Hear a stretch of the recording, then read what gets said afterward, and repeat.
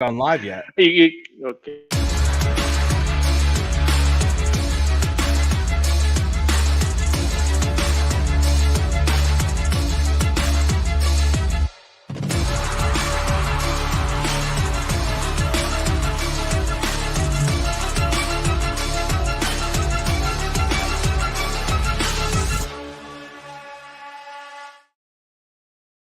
For some reason, every other show I produce in StreamYard, when I click the go live button, it works just fine. But when I do the Blogger Bowl, it has to think about it for a minute. And so that's what it did. But It was a false it start. worked. We had a false We are start. It's live. 1st and 15 now. We're fine. Exactly. No, I mean, we got the playoff in time. It was more like a delay of game. I don't know. Whatever. Anyway, it is week 1. I am Dan. That is Matt. This is the Blogger Bowl. We're just going to talk about tonight's games. We will hopefully have Phil around tomorrow, and we'll get into the rest of the weekend. But I did want to talk about the games tonight because there are a couple of really interesting games, I think, on the horizon this evening. So first and foremost, Mr. Matthew Rooney, how are you doing today, bud? I am doing great. Last weekend was fun, but last weekend was just a nice little tease. This is just looking at the slate for tonight even. I forgot how good of a slate this was after Utah and Florida.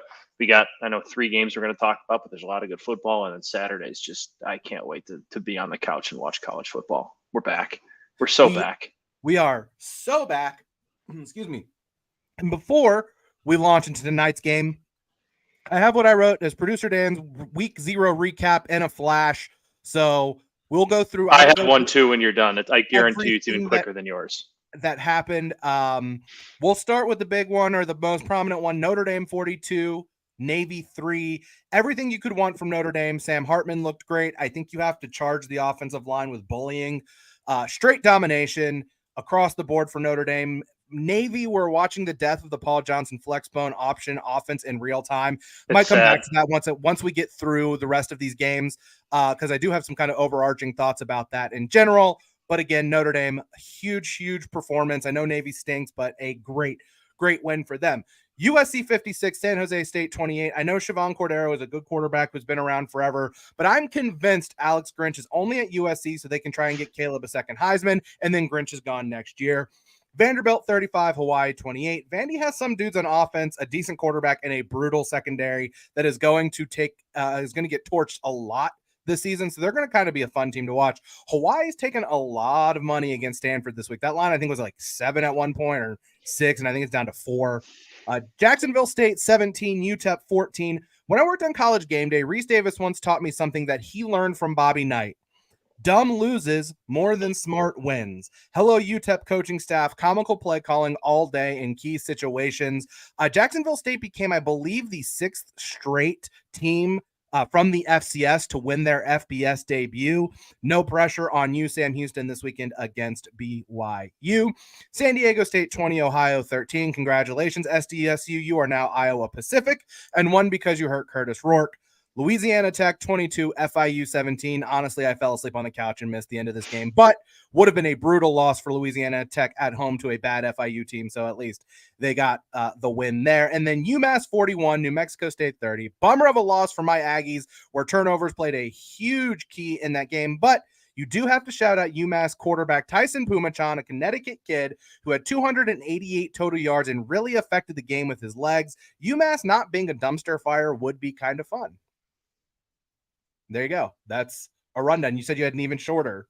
Yeah, I was just going to say Sam Hartman's Sam Handsome. That's actually a pretty good nickname. Sam Hartman's very handsome and very good at quarterback. That's what I was going to say. He looked really good. He missed on one throw. He should have had a touchdown early in the game. And then otherwise, I mean, God almighty. He makes, and it was Navy, but Notre Dame did what you should do against a team like Navy. Mm-hmm. They just absolutely decimated them, and he made some throws, and not even the flashy ones deep for touchdowns. There were some 10-yard, 12-yard outs that he can hit that just Notre Dame quarterbacks, especially last year, but just have not really been able to hit consistently. And if he can do that, the offensive line was really impressive. I know Phil and I have talked that they have 2 first-round tackles. Their center's back. I thought the guards, Pat Coogan, especially at left guard, I thought was awesome. There was one play that I think it was actually a play that Estime fumbled on him, got him benched, where Coogan pancaked 2 people, down linemen, then went up and got a linebacker. But those guys fit in well, and it was everything you wanted out of that start, but there's obviously a long way to go on the schedule. So it's what you wanted to see, and do the same thing Tennessee State this weekend. On that note, you brought up estimate. It made me remember, of course, college football betting got off to a fantastic start for me. The only bet I played all weekend was a donkey parlay. First touchdown scorer, Audric Estime, Patrick Smith from Vanderbilt, 100% profit boost. So it went from 27.50 to 1 to 55 to 1. Hit that. So I'm done betting college football for the season. I'm done. I'm done. Wrap that up. Meanwhile, I wanted to talk real quick about the Navy Flexbone, because this was kind of a rabbit hole I went down the other yesterday, because I saw a clip from the Split Zone Duo, which is a great college football podcast you should check out. And Richard Johnson, who's one of the hosts of that show, he writes for Sports Illustrated, and he said something that was really illuminating. And and then he wrote a piece about it this spring about how Army is going away from running the Flexbone, and the gist of it is, Jeff Monken got the email that they were changing the rules in college football last year, and that cut blocking was by and large going to be outlawed for the most part in college football. He got that email the day before their spring game last year, and at that point they really didn't have a chance to adjust what they were doing. Yeah. And so they kind of went with it. And he said to SI, like, he's like, I didn't really realize how hard it was going to be for us to run our offense with these new rules in place. So they're going away from it. They're not a Flexbone offense anymore. They're going to the inside. We're on the shotgun, right? They're going to run the inside zone. They're basically, for lack of a better way to describe it, going to run the Urban Meyer power spread. Inside zone blocking, because, for the real football historian nerds, the older folks might remember zone blocking in the NFL became popular in the late 90s with the Broncos, when they had lighter offensive linemen who were more agile, and they started zone blocking, and that became all the rage. So they're going to look more like a lot of the other offenses that you see in college football, who run the ball primarily, but out of a shotgun spread. Meanwhile, Navy's still hanging on to the Flexbone, and I mean, they're the last ones. Air Force doesn't really run it the same way. And I mean, it's going to be tough sledding for Navy with that offense, because it's just gotten harder and harder and harder. And it's kind of a bummer. Like, nobody wants to hire option coaches like Flexbone coaches. Monken never could get another job. Yeah. And so I just search Army offense Sports Illustrated. You can find the article on Google. It was really, really, really interesting. They brought in two coaches from smaller schools, two like differing personalities. Really interesting read. But that was kind of something that just I thought was kind of interesting. And, I'm a nerd about this kind of stuff. So there was that. Shall we talk tonight? Let's do it. Let's talk tonight. I love this. I love this opening slate. It's such a fun. It's a perfect opening Thursday night. Not like heavyweights, but some really solid football games. I wish we had a good late night game. I think that's my only complaint, is we don't really have a late night. Like, give me a doubleheader. I mean, I know the Florida game's not until 8. I know the games aren't till 8, the two big ones, but still, like, they're at the same time. Yeah, stagger some starts for me, please. Well, there's also that. Like, give me the Stanford-Hawaii game tonight instead of tomorrow, although I'm sure that's on the Pac-12 network, so you're not going to be able to watch it. Still wouldn't be able to watch it. Good call. Nevertheless, the big game tonight, Florida hits the road to take on number 14 Utah. Utah is a 4.5-point favorite. The total is 43.5, and it wouldn't be the Blogger Bowl if I didn't start with some trivia. Matt, and if you might have seen this on Twitter today, you might not have. Matt, can you name the last time Florida played a non-conference regular season road game outside of the state of Florida? And can you name the opponent? So non-conference regular season road game for Florida outside the state of Florida. Can you name the last year and the team they played? Wow. Not off the top of my head. No, I can't. How long ago? Give me like a time. You don't have to say the exact year, but give me like a window. How far back? I mean, it's kind of. I can't really. I mean, that's weird. Okay, tell me. Yeah, the last time Florida played a non-conference regular season road game outside of the state of Florida was in September 1991. They went to Syracuse and lost 38-21 to the Syracuse Orangemen. I never would have guessed that. In the Carrier Dome. This was back when Syracuse was actually good at football. Both teams were weird ranked. Things happen in the Carrier Dome, Dan. Syracuse ran a reverse on the opening kickoff of the game and scored a touchdown on it with Kirby Dardar, which is one of the all-time great college football names. So this is a departure from what the University of Florida traditionally does. And for me, there's just so much different about this game than last year's game. The venue we know is a big one. If you remove the COVID season where there were no fans in the stands, they lost to USC. Utah has won 22 straight games at home. The biggest difference in this game is the quarterbacks. Obviously, Florida, 283 yards and 7.3 yards per rush last year against Utah. Anthony Richardson, a big reason why. He had 106 yards, 3 touchdowns. He had 1.02 EPA per rush. Utah ran for 230 yards at 5.9 yards per carry. Cam Rising had 91 yards of that, which was good for 0.99 EPA per rush. So basically, every time the quarterback ran the ball in the game last year, it was worth 1 point to the offense.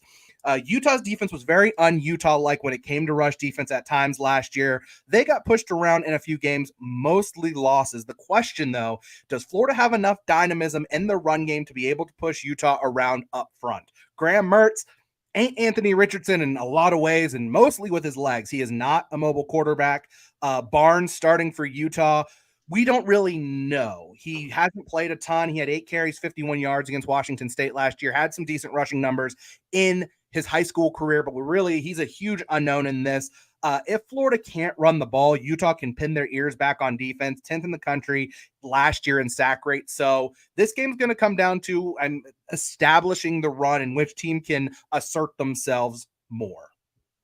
Yeah, it's definitely going to come down to that, and I think this is just not to get meatbally, but like this is for Kyle Whittingham's team after what happened last year. They went into Florida with college football playoff hopes and ended up being a better team than Florida at the end of the year. And they go in and kind of lay an egg in that game. I know there's no Cam Rising, but this seems like an old school, like bring your own guts type game that Kyle Whittingham's probably been hyping up since the end of last year, since spring ball started. It probably has the score on the all the chalkboards and whiteboards in the weight room and the locker room and all that kind of stuff. I think this is going to be a really, really strong defensive effort from Kyle Whittingham's team. I know the under's kind of been the popular play, especially with Cam Rising not being in tonight. I think Utah's going to play to stop the run. I think they're going to try to run the ball a ton, and I think they're going to do it pretty well. I think an under 44 here is a nice play because like both teams are going to try to establish it. Trevor Etienne. I'm going to have to stop myself and not say Travis. And then I know we talked about it. The whole Trevor, it being Trevor, throws me off too. It's a double whammy. Trevor Etienne. I know he's a very good player, but I think Utah is going to make Graham Mertz beat him, and I don't think Graham Mertz is really going to thrive in that environment. A lot of pressure. First start with a brand new team with a fan base that has a shit ton of pressure on you. I don't know if I can swear. Sure, I can swear. Who gives a fuck? It's up to 5 now, I think, on DraftKings. I'm not sure if it's still 4.5 in most other places, but like, I think I like Utah and the under. I definitely like the under. I think I like Utah too. I'm just not high on Florida this year. I haven't been high on them. I'm out on Graham Mertz, and the jury's very much out on Billy Napier. Like Anthony Richardson covered a lot of warts for them last year. The under's taken a lot of money, and that's why, you're just not getting the best of the number there. So that's why I'm not going to play this game one way or another. I might throw another donkey first touchdown parlay. A couple of reasons why I will play devil's advocate and maybe just That's what makes a good show. Don't always agree with me. One, if you just look purely at the amount of talent on these rosters through recruiting, Florida's got a more talented roster. They recruited a higher, even with all of the struggles that they've had, the turnover, everything. They have a more talented roster than Utah. And trust me, I fully understand there might not be a program that is better at developing talent and building to their identity than Utah. But just in terms of raw talent, Florida has enough guys to really complicate things for Utah. Secondly, Utah is kind of like the Death Star.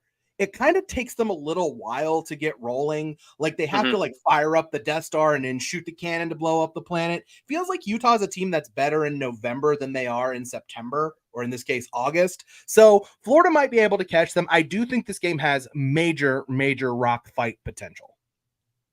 So real quick, before we move on to the next game, shout out to our guy, Brian, in the comments.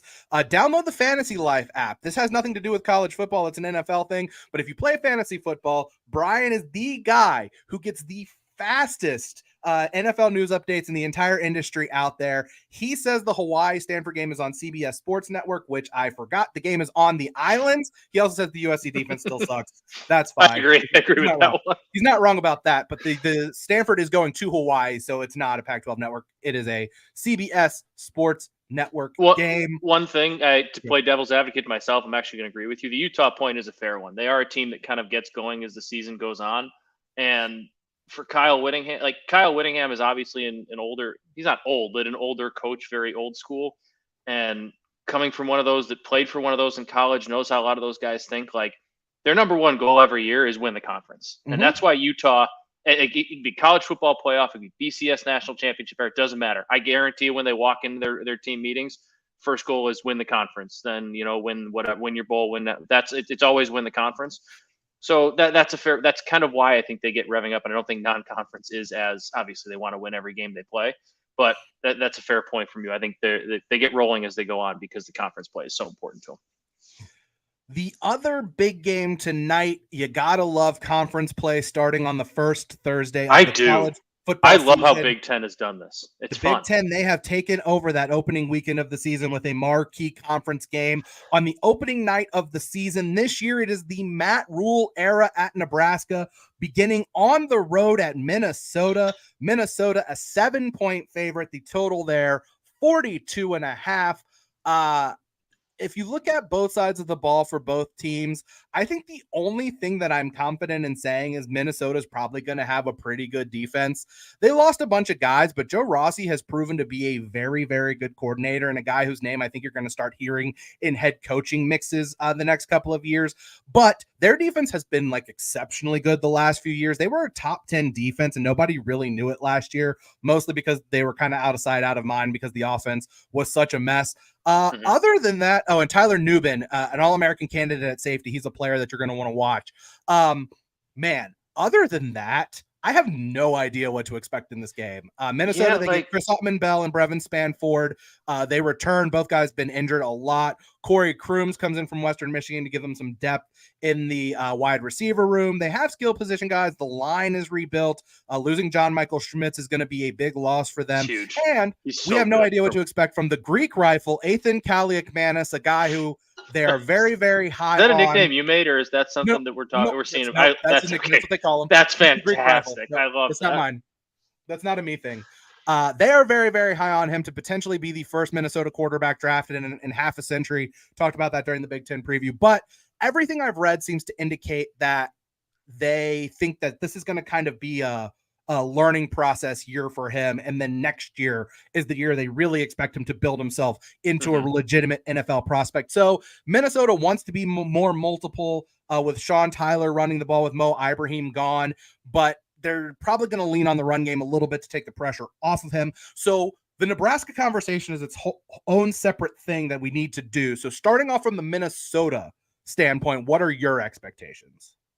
I feel like you summed it up really well. And I did Big Ten previews for every team, for season previews for all the Big Ten teams on Bleacher Nation. When I was doing Minnesota, like it's a big culture. Like we talked about with U of I, how Brett Bielema, we want to see if he can get to the point where it doesn't matter how much you lose. Can you get this back to Wisconsin? Can you get all right, we lost a lot of talent. Not a problem. We got people in the fold. We're going to be back. We're going to be 8-4, 9-3.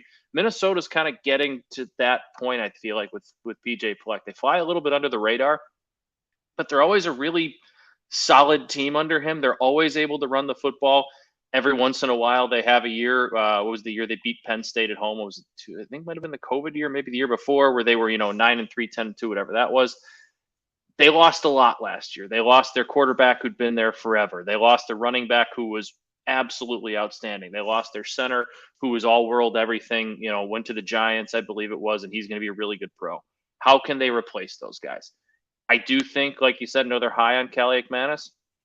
I think PJ Fleck with a new quarterback and we'll call him lesser team in Nebraska is going to go out there and establish the run, because I think that's just what he does. I think that's Big Ten football. I think they're going to want to prove they can do that before they can throw. That's what I'm looking for. I'm looking to see, can they establish the run? Can they plug in those new guys into key spots after key losses and see how they can kind of keep that machine moving? They're not going to be Mo Abraham and John John Michael Schmitz again overnight. But I want to see how that, machine keeps moving. Does it stall a little bit, or can they kind of keep that ball rolling? On the other side, Nebraska is a significant shrug emoji team for me. Matt Rule went 2-10 in year one at Temple. He went 1-11 in year one at Baylor. Now, he has a much more advantageous situation here than he had at either of those places, so this team should be better. But they still brought in 12 transfers to try to get things moving in the right direction. Even with the uncertainty, Jeff Sims, the transfer quarterback from Georgia Tech, should be in a better situation than he was with the Yellow Jackets. But he's a guy who is very, very turnover prone. Nebraska is looking at this as a build year, so tough to expect them to get a win here. But if they do, that's kind of a tectonic shift for the program. But like at large, what do you think constitutes success for Nebraska in year one under Matt Rule? Like, what do they have to show you to be like, okay, this is what we thought it was going to be when they hired Matt Rule? This is going to sound like loser talk, but it's not. Nebraska's wins and losses don't necessarily matter that much to me. I think towards the end of the year, you want to start seeing them get in those close games, start to figure out how to win them. But like you said, they kind of have, for lack of a better term, a rental or a mercenary and a quarterback, a guy who's not probably their long term. Sims is done after this year, right? Does he have one more year of eligibility? Yeah. I think he's done after, so not their long term guy. You want to see them start. You want to see Matt Rule start to lay down the foundation, the building blocks of how he wants to play football, how his team wants to play. You want to see. You don't want to see second half against Oklahoma where you just completely lay an egg and give up. Those efforts that Nebraska had way too often, those are the ones you want to see go by the wayside. They played better against. Was it last year? They hosted Ohio State and gave them a tough time. You want to see more efforts like that. You want to see them build the foundation of, we're a tough football team. We're going to give you 4 quarters, and this is how we're going to build a program. Because I do think he's going to be able to get some recruits in there. He's a good football coach, and that's a, blue blood type program. I'm not sure they're ever going to be back to where they used to be recruiting, obviously, but he's going to start to get some guys in there, get some people he wants, but he's going to have to start building the culture. So it could be a 2-10 year. But for me, it's more how they win and lose than necessarily their record, if that makes sense. I definitely agree. I'm looking at their schedule now. I feel like even with all of the change, I feel like this is a team that a bowl game is a very realistic goal for them. And I feel like falling short of that is a little dicey. I think that overall, they need to be better in one-score games. They could not win one-score games under Scott Frost. That was a significant problem for them. But like, at Colorado, I know that's going to be tough, but that's a big game for the program, and boy, they're going to be hot takes one way or another coming out of that game. Northern Illinois, Louisiana Tech, those are must wins. Northwestern at home, that's a must win. Oh God, I didn't realize how easy their schedule was. And easy is the wrong word, but it's not easy. Games they'll be favored in. Northern Illinois, Louisiana Tech, Northwestern, where Northwestern is right now, those are 3 that you have to have. Yeah. Then you've got to find 3 more between at Colorado, home against Purdue, home against Maryland, at Michigan State. Those are 4 that I feel are relative toss-ups. Beat Colorado. They should. At Michigan at home's a loss. You just want to be competitive there. At Illinois, you want to put a run into them and maybe shock them there. Scare them. Maryland, I don't know if I put them in the toss-up, but that's at home. But that's at home, so you at least should have the advantage there. And then you end at Wisconsin versus Iowa. Like, if you can build this and you can particularly like get to 6 wins and then pull, like, to me, a significant success for this Nebraska team is if they can go 7-5 and pull off an upset against Wisconsin or Iowa at the end of the season. To me, that is like that's high end of.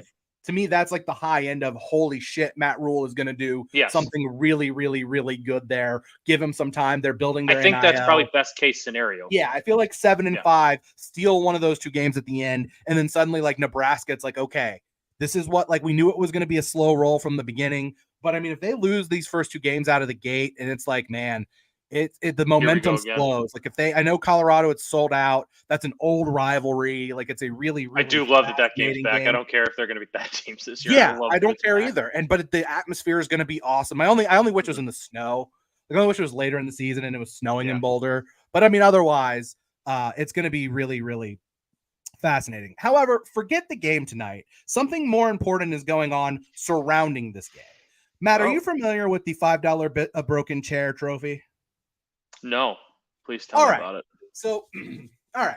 So in Dan gets to tell me a lesson. I love it. Let's go. Everybody knows the Big Ten loves their rivalry trophies. That's Oh, yeah. one of the things about the Big Ten. And so in 2014, a rivalry trophy was created for the Minnesota-Nebraska rivalry. Didn't even know that was a rivalry. Because, of course, this is, well, I mean, they're in the same division, so they play every year, so they might as well be. Yeah, but like. And of course, everything, if this was a rivalry trophy in the year 2014, the origin started on Twitter. There was, I think still is, but it's not quite as prevalent because he's no longer the coach, a Bo Pelini parody account on Twitter called Faux Pelini. That was very popular and very fun. Still the best account on Twitter. And before the 2014 game, Goldie the Gopher, Minnesota's mascot, went on Twitter and said, "Hey, Faux Pelini, how about a friendly wager for this weekend's game? Team that gets the most points gets a conference win? Seems fair." To which Faux Pelini responded, "Okay, how about if we win, you give me $5. If you win, I get to smash a wooden chair over your back." And Goldie the Gopher responded, "Just as long as we can turn that $5 or bits of broken chair into a trophy for next year's game." And what happened? Somebody on Reddit designed the trophy and they built the trophy. And for a very brief period of time, these teams seemed to embrace it. However, it just kind of disappeared. And then Faux Pelini spilled the beans a couple years ago and said that Nebraska agreed to, quote, misplace, end quote, the trophy prior to the 2016 game at the request of a particular individual within the Minnesota football program who did not appreciate the magic of the broken chair. He thought the whole thing was silly and pointless and wanted it to go away. But all great. PJ Fleck. It wasn't. So I looked it up. This was the year before PJ Fleck got there. That was my first instinct too. And I was like, oh, but he got there in 2017. So it wasn't PJ Fleck. Was it Jerry Kill? It might have been. It very well could have been Jerry Kill. Jerry Kill was the head coach before PJ Fleck, right? Nevertheless, I can't stay mad at Jerry Kill. It's hard to kill good things, and this has turned into something very, very good. The fans have kind of been clamoring to bring this back. So what they've done is they've turned this into a charity drive. So you can go to brokenchairtrophy.com to donate to the team that you want to if you so choose. The winning side will get all of the money donated to a charity of their choice. For Minnesota, their cause is Team 1-4, whose goal is to raise $1 million towards the creation of an enhanced and upgraded transfusion center on the 9th floor of the M Health Fairview Masonic Children's Hospital. If Nebraska wins, the money goes to the Team Jack Foundation, whose mission is to raise money to fund impactful pediatric brain cancer research and work to create national awareness for the disease. Team Jack is named after Jack Hoffman, who you probably remember was the young fan who ran for the touchdown in their 2013 spring game. This is college football at its absolute best. This shows the communal spirit of the sport in a way that other sports just don't have. The spirit and soul of college football cannot be killed as much as the corporate interest controlling the sport try to kill it. So it's a very, very cool thing. BrokenChairTrophy.com if you want to donate. If you don't, that's fine too. But just a very cool thing around this game. Very excited about that. I have talked for a lot. NC State, UConn. I don't have the. I know NC State was a 14-point favorite. Do you have the odds? I can't look at it on FanDuel because I live in. I got them. Yes, I got them in front of me. NC State is minus 14, over under 46.5. UConn on the money line if you're interested, plus 455. But I don't think you should be interested. I'm not. What are you looking for here? Interested to see what NC State is all about this year, because we talked about them a bit, and every podcast I listen to is big on them kind of being, a little bit of a sleeper team in the ACC. Like everybody's talking about Clemson and Florida State, and while the conference probably does come down to them, NC State can be sneaky good this year. I'm intrigued by their quarterback play. I know Devin Leary was in and out of games last year with an injury, but he was a really good player. He's not there anymore. I know they kind of figured it out a little bit towards the end of the year, but that was a position that really struggled. I know up front they're supposed to be pretty good, especially defensively. I'm looking to see if they can kind of come out and live up to the preseason hype that they got on. And UConn is a team that, I know we kind of laughed a little bit at the hire in Jim Moore, and that's random. He's cashing a paycheck, but he's done a pretty good job for them so far. And this is a chance to take on and play up to the standard of a pretty decent program. And if he wants to get UConn to the next level, this is a game that you show up in at home and don't get blown out. I'm not saying go out and win, but be respectful, respectable, and respectful. He can be respectful if he wants to too, but show up, don't get blown out, and don't get blown out at home, and cover that 14 points. So two teams with, I think, a lot to prove in this one, and a very intriguing matchup for a very random non-conference game. Look, just a word of warning to the NC State Wolfpack. You do not walk into the stadium, formerly known as Rentschler Field, and walk out with an easy win, unless you're basically every team from the last 10 years. But the rent will be rocking. For about 5 minutes, I had considered going to this game because it's only 20 minutes away from me. But I was going to ask you if you had any interest in going.